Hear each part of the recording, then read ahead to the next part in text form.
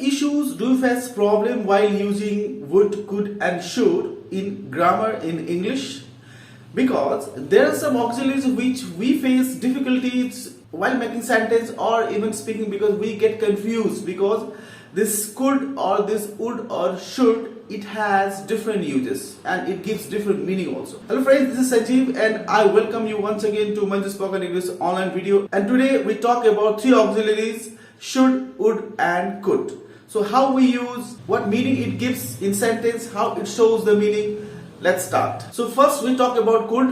Could का मतलब होता है कर सका या कर सकी या फिर जा पाया या जा पाई।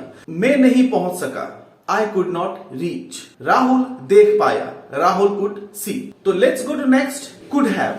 अब ये could have कहाँ यूज होता है, किस टाइप का सेंटेंस में यूज होता है, ये मीनिंग क्या देता है, उसके बारे में आज हम बात करेंगे। could have बेसिकली मीनिंग देता है सकता था या सकती थी। मीन्स ये पर्टिकुलर पास्ट टेंस को दिखाता है और ये एबिलिटीज को दिखाता कि वो समय में, पास में, उस समय में मैं कुछ कर सकता था। मतलब कोई सा भी एक्शन को किया जा सकता था लेकिन नहीं किया गया। अगर मैं इसका सेंटेंस में यूज करूं, तुम मुझे पहले ही बता सकते थे।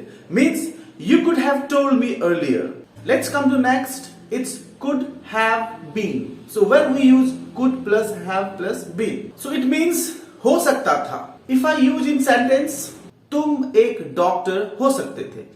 You could have been a doctor. तो दोस्तों यहां पे अभी किस टाइप का एक्शन को दिखाया जा रहा है, यहां पे ये बताया जा रहा है कि वो एक्शन हो सकता था लेकिन बिकॉज ऑफ सम रीजन वो नहीं हो पाया। Let's come to should.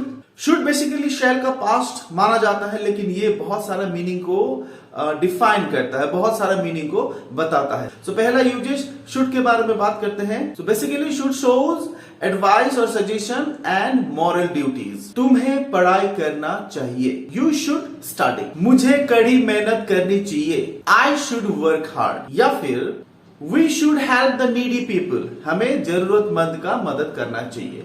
तो यहाँ पे हम लोग का एडवाइस, यहाँ पे हम लोग का मॉरल ड्यूटीज या फिर एडवाइस को दिखाता है should. Let's talk about next, should plus be. It means होना चाहिए, टू बी, करना चाहिए। जैसे तुम्हें घर पर होना चाहिए, you should be at home. हम सभी को दयालु होना चाहिए, we all should be kind. उसके बाद बात करते हैं शुड हैव।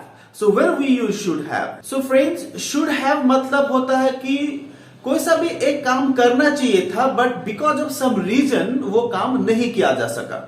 अगर मैं बोलूंगा आपको, तुम्हें मेरे साथ चलना चाहिए था, you should have come with me. This is the uses of should plus have. So let's talk about next, should have been. So where can we use should have been? So दोस्तों should have been basically होना चाहिए था, इस type का meaning को define करता है। अगर मैं बोलूंगा मेरा नाम लिस्ट में होना चाहिए था, my name should have been in the list. So friends, let's talk about next and it's would.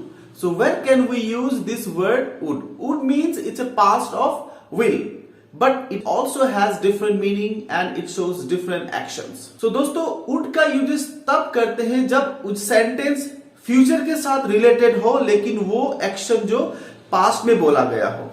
जैसे मैं तुम्हें कभी धोखा नहीं दूंगा, I would never cheat you. मुझे लगा था कि तुम परीक्षा पास कर लोगी, I thought that you would pass the exam. So let's go to next, would be. So where we use this word would be. So would be basically रहा होगा, रही होगी, या फिर इन प्लूरल बोलेंगे तो रहे होंगे। राजीव आ रहा होगा, राजीव वुड बी कमिंग। तो चलिए next, would have. So where we can use would have, it means चुका होता। इसका मतलब होता है कोई सा भी एक एक्शन का होने का चांसेस था लेकिन नहीं किया गया उस एक्शन को। जैसे कि मैं अब तक चाय पी चुका होता, I would have taken tea by now. Next, would have been, it means होता या हो गया होता।